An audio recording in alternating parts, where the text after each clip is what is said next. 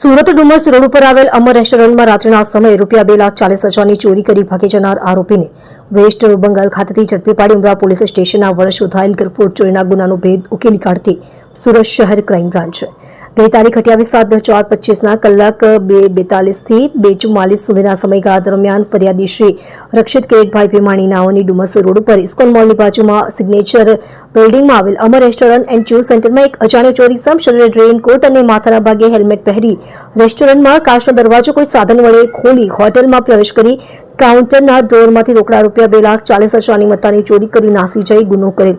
જે બાબતે ઉમરા પોલીસ સ્ટેશનમાં ગઈ તારીખ 29/7/2025ના રોજ ગુનો રજીસ્ટર થયેલ હતો. સદરનું ગરફોડ ચોરીના ગુનાના આરોપીને સત્વરે ઝડપી પાડી ગુનાનો ભેદ ઉકેલી કાઢવા માટે પોલીસ કમિશનર શ્રી સુરત શહેરનાઓએ સુરત ક્રાઇમ બ્રાન્ચને સૂચના આપેલ છે. અન્વયે સુરત ક્રાઇમ બ્રાન્ચની અલગ અલગ ટીમો વર્કઆઉટમાં હતી.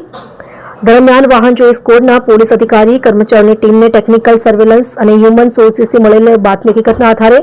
વેસ્ટ બંગાળના પરંગણા જિલ્લાના અકાઈપુર ગામમાંથી આરોપી રાજુ